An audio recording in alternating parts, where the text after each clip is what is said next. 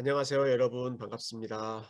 이번 주에는 시편 51편 말씀을 함께 나누게 되었습니다.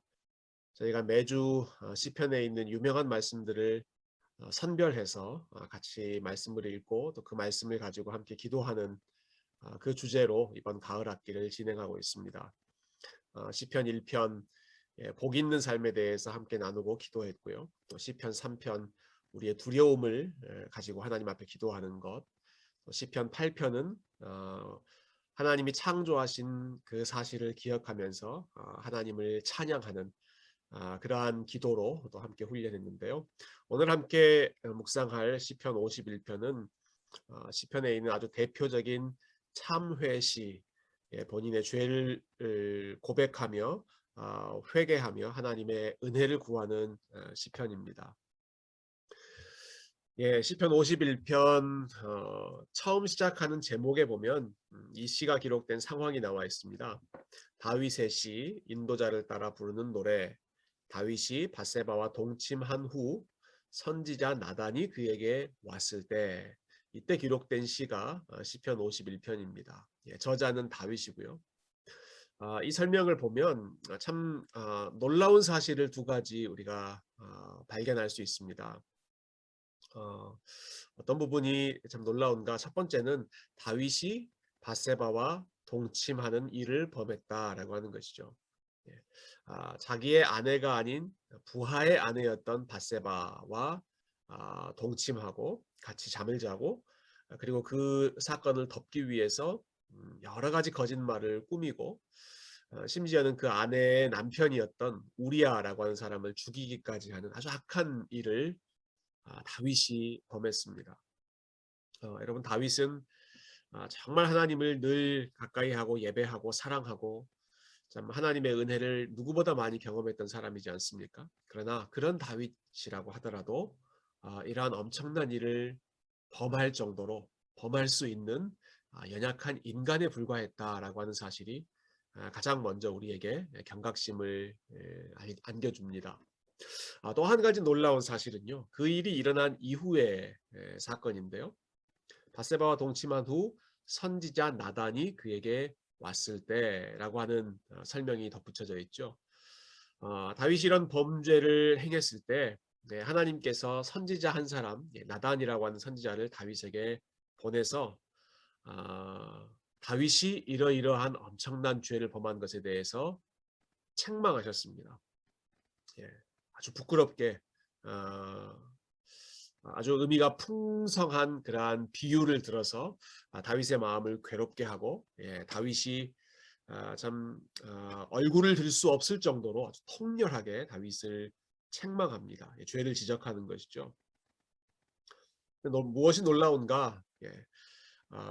저는 성경에 나오는 가장 큰 기적 중에 하나라고 생각하는데요. 선지자 나단이 이렇게 다윗의 면전에서 다윗의 죄를 통렬하게 지적한 이후에도 그가 살아남았다라고 하는 사실이 저는 참 인상적이라고 생각합니다. 보통 왕이라고 하면 절대 권력을 가지고 있는 사람이기 때문에 왕에게 누가 함부로 그의 잘못을 지적하기 참 어려운 시대였습니다. 그러나 나단 선지자가 다윗의 죄를 고백했을 때 다윗이 그것에 대해서 자기의 결백을 주장하거나 혹은 그 죄를 지적하는 나단을 어떻게 해코지하려고 하는 것이 아니라 나단은 그대로 자기 집으로 돌아가고 다윗은 이 모든 죄의 지적을 들은 후에 하나님 앞에 엎드렸습니다. 참 놀라운 일이죠. 다윗이 죄를 범했다, 그렇게 큰 죄를 범했다라고 하는 사실도 참 인간의 연약함을 보기 때문에 놀랍고, 그러나 이 죄를 지적받았을 때 다윗이 그 상황에서 하나님 앞에 엎드리며 회개하는 반응으로 나아갔다 하는 것도 참 놀라운 모습이라고 생각합니다. 자, 그래서 그 죄를 지적받은 후에 기도하는 내용이 시편 51편에 나와 있는데요.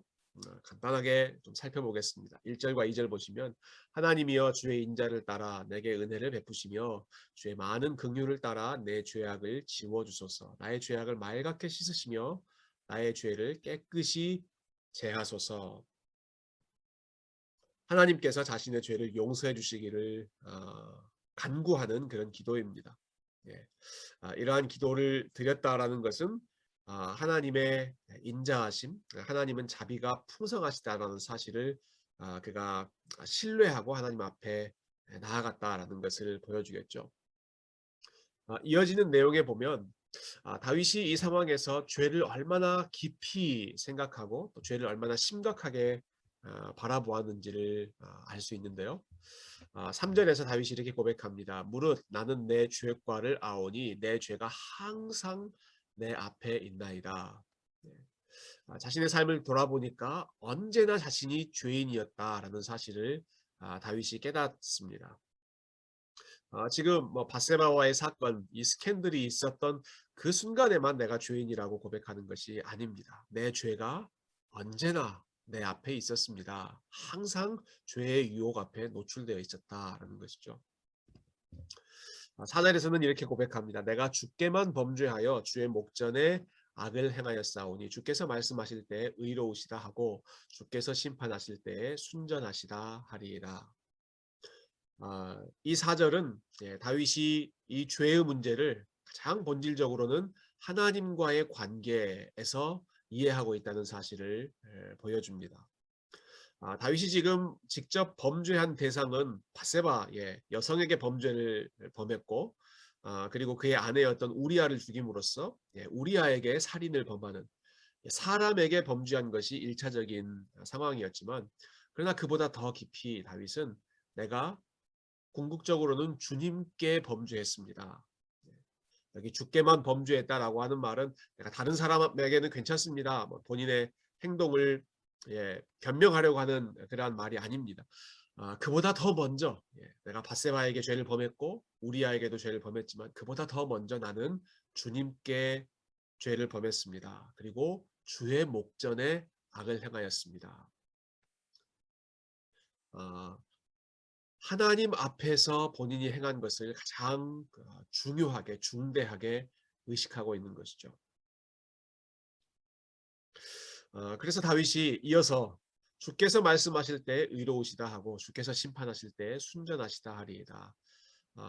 본인이 정말 간절히 원하는 것은 사람들이 당신 괜찮습니다 라고 말하는 것이 아니라 주님께서 나에게 너는 의롭다 라고 다시 말씀해 주시기를 원하고 주님께서 나를 판결해 주셔서 다시 순전하다라고 말씀해 주시기를 하나님과의 관계가 다시 회복되기를 원합니다. 이것이 이 상황 속에서 다윗이 깊이 묵상했던 사실이었습니다. 또 5절에 보면 내가 죄악 중에서 출생하였으며 어머니가 죄 중에서 나를 잉태하였나이다 라고 고백하죠. 아까 3절에서 고백했던 것과 비슷한 맥락에서 다윗은 본인이 태어났을 때부터 이미 어머니의 뱃속에 잉태되었을 때부터 본인이 죄인이었다라는 사실을 아주 깊이 인정했습니다. 뿌리부터 선하게 태어나서 환경에 따라 내가 죄를 배워갔던 것이 아니라 이미 처음 시작 때부터 나는 죄인이었습니다. 아담의 DNA를 물려받은 사람이었습니다. 라는 것이죠. 10절은 다윗이 하나님 앞에 이렇게 회복되기를 원하는 기도하는 내용인데요. 하나님이여 내 속에 정한 마음을 창조하시고 내 안에 정직한 영을 새롭게 하소서. 이 부분을 우리가 비추어 봤을 때 다윗은 기본적으로 이 죄라고 하는 것이 마음의 문제, 영혼의 문제라고 하는 것을 깊이 인정했습니다. 겉으로 드러난 행동, 말이나 어떤 액션이나 행동으로 드러나는 것이 죄의 증상이지만 그보다 먼저 마음으로부터 그 모든 것들, 악한 것들이 생각나기 때문에 시작되기 때문에 하나님 무엇보다 저에게 마음을 깨끗한 마음을 회복시켜 주십시오. 정직한 마음을 새롭게 해 주십시오. 그러니까 다윗은 항상 자신이 죄인이라고 하는 것, 그리고 죄는 기본적으로 하나님의 마음을 아프게 하는 것이라는 사실, 그리고 태어났을 때부터 본인이 죄인이라고 하는 사실, 그리고 죄의 시작은 결국 우리의 마음으로부터 비롯된다는 사실을 깊이 깨닫고 그 상황 속에서 하나님의 은혜를 구하기 시작합니다. 앞부분에서 보았지만 하나님이여 주의 인자를 따라 내게 은혜를 베푸시며 주의 많은 긍휼을 따라 내 죄악을 지워주소서라고 고백했죠. 자신이 용서받을 수 있는 근거가 하나님의 인자하심, 예, 하나님께서 자신을 불쌍히 여겨주시는 것, 그것이 내가 용서받을 수 있는 유일한 조건이고 근거라는 사실을 다윗은 이 상황에서 무엇보다 먼저 붙잡았습니다. 또 다윗이 7절에서는 이렇게 기도하죠. 우슬초로 나를 정결하게 하소서 내가 정하리이다. 나의 죄를 씻어주소서 내가 눈보다 희리이다. 자신을 깨끗하게 씻어주십시오. 기도하면서 특별히 우슬초로 나를 정결하게 해주십시오 라고 간구하는데요. 우슬초가 어떤 식물인가 구글에서 찾아봤더니 이런 모양의 식물이라고 합니다. 지나가면서도 조금 봤던 그러한 식물들인 것 같아요. 그러니까 꽃, 이파리 이런 부분들이 꽃잎 이런 것들이 좀 자잘한 꽃잎이 많이 있어서 그것으로 뭔가를 찍어서 바를 수 있는 그게 우슬초입니다. 우슬초라고 하는 단어를 검색해 봤더니 성경에 아주 흥미로운 내용의 우슬초가 사용됐던 사실을 발견할 수 있었습니다. 출애굽기 12장에 보시면 우슬초 묶음을 가져다가 그릇에 담은 피에 적셔서 그 피를 문 인방과 좌우 설주에 뿌려라. 6월절 말씀이죠. 6월절 때 어린 양의 피를 그 문설주에 문 주변에 이렇게 바르지 않았습니까? 무엇으로 발랐는가? 우슬초에 그 피를 적셔서 문에 바르고 그 어린 양의 피가 우슬초에 묻혀져서 발라져 있는 그 집은 어, 하나님께서 그냥 지나가시고 그 생명을 보존하시고 은혜를 베푸시겠다 약속하셨죠.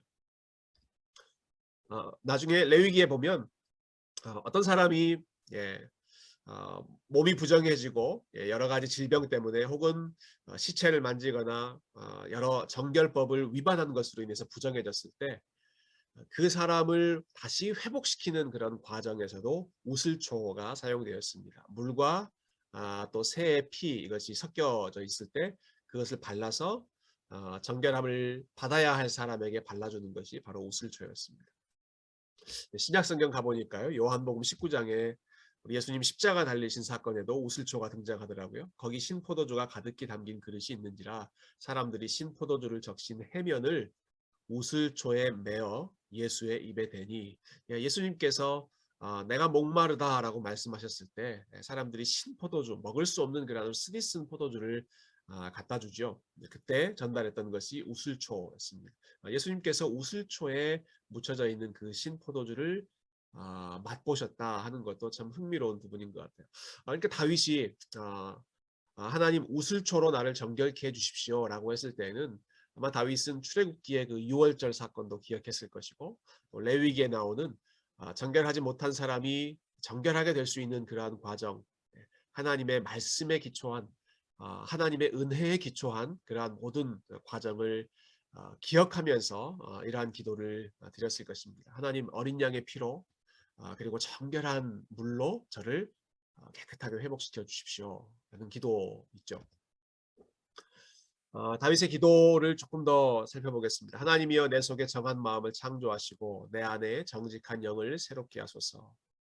아까도 말씀드렸던 것처럼 다윗은 무엇보다 마음이 문제라는 것을 알았기 때문에 무엇보다 먼저 하나님 저의 마음속에 새로운 마음, 새로운 영혼이 새롭게 창조되게 해주십시오 라고 기도합니다. 그리고 이어서 나를 주 앞에서 쫓아내지 마시며 주의 성령을 내게서 거두지 마소서라고 기도했습니다.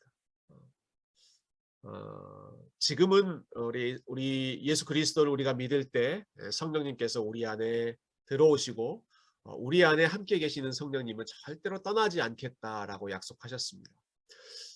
그러나 예수님께서 오시기 이전 구약 성도 구약의 시대에서는 하나님의 영이 어떤 사람에게 임했다가 또 떠나기도 하고 하는 그런 과정들이 있었습니다. 대표적인 경우가 다윗 이전의 왕이었던 그 사울 왕이었죠. 사울 왕은 한때 하나님의 영이 충만했지만 그가 계속해서 하나님께 불순종했을 때 하나님의 영이 사울로부터 떠나버렸습니다. 아마 다윗은 그 사건을 염두에 두면서 기억하면서 아주 간절히 기도했을 것 같아요. 하나님, 사울에게 일어났던 그 일이 나에게 일어나지 않게 해주십시오. 라는 기도죠. 하나님의 영이 내가 지금 죄를 범한 이 일 때문에 하나님의 영이 떠나지 않고 다시 하나님의 영이 성령께서 내 속에서 충만히 거하시기를 원합니다. 그렇게 회복시켜 주십시오. 그렇게 하면 하나님께서 내 속에 정한 마음 창조해 주시고 주의 성령을 다시 회복시켜 주시면 13절에 내가 범죄자에게 주의 도를 가르치리니 죄인들이 주께 돌아오리이다. 다윗은 본인이 범한 그 죄의 사실, 이 사건에 대해서 깊이 뉘우치면서 그냥 그 상황에서 그냥 좌절하고 엎드려져만 있는 것이 아니라 하나님께서 다시 일으켜 주실 것을 간구했고요. 거기서 한 걸음 더 나아가서 내가 겪었던 이 일이 누군가에게 거울이 되어서 나와 같은 죄를 범했던 사람 혹은 나보다 더 큰 죄를 범했던 사람이라고 할지라도 어, 내가 경험한 그 하나님의 은혜를 기억하면서 다시 죄인들이 주님께 돌아오는 일, 그 일에 제가 도구로 쓰임 받기를 원합니다. 하나님 저를 회복해 주시면 내가 범죄자에게 하나님의 도를 가르치고 하나님의 은혜를 가르치고 죄인들이 주님께 돌아오는 일에 제가 헌신하겠습니다. 이것이 다윗의 기도 가운데 또한 들어 있었습니다. 다윗의 마지막 기도와 또 하나님께로부터 배운 영적인 교훈을 16절과 17절에서 이렇게 고백하는데요. 주께서는 제사를 기뻐하지 아니하시나니 그렇지 아니하면 내가 드렸을 것이라. 주는 번제를 기뻐하지 아니하시나이다. 하나님께서 구하시는 제사는 상한 심령이라. 하나님이여 상하고 통회하는 마음을 주께서 멸시하지 아니하시리이다. 다윗은 누구보다 하나님 앞에 제사 드리는 것, 번제를 드리는 것, 예배 드리는 것을 즐겨 했던, 열심히 했던 사람이죠. 주께서는 제사를 기뻐하지 않으십니다라고 하는 말은 절대로 그러니까 우리 제사 드릴 필요가 없습니다라는 말이 뜻이 아닐 것입니다. 매번 우리가 정기적으로 드리는 그러한 제사, 예배, 형식 그러나 그보다 더 중요한 것을 다윗이 깨달았다는 것입니다. 하나님께서 구하시는 제사는 상한 심령이라. 하나님이여 상하고 통회하는 마음을 주께서 멸시하지 아니하십니다. 정말 하나님께서 기뻐하시는 마음이 어떤 마음인가?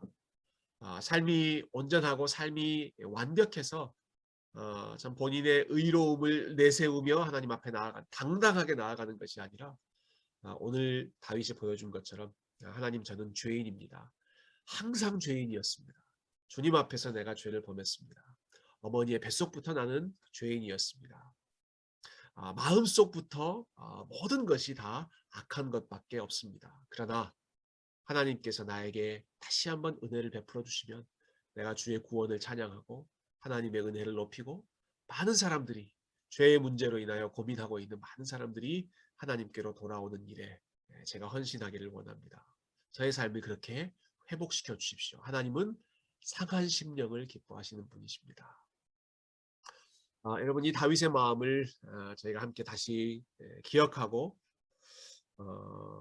그리고 우리의 마음 속에 있는 또한 우리의 삶 속에 있는 죄의 문제, 하나님 앞에 범죄했던 것, 혹은 사람들 앞에 우리가 악한 일을 행하였던 것, 지난 주일에 말씀을 나눴던 것처럼 기드온처럼 내가 왕인 것처럼 나를 중심으로 모든 것을 처리하려고 했던 그 마음, 자기 중심적인 마음을 우리가 이 시편을 통해서 다시 한번 기억하고 하나님 앞에서 우리가 함께 회개하고 또 하나님께서 우리의 상한 심령을 주님의 구원의 즐거움으로 하나님의 은혜로 회복시켜 주시기를 우리가 함께 구하고 우리의 죄까지도 하나님 앞에 기도할 수 있는 그런 믿음을 훈련하는 시간이 되기를 소망합니다.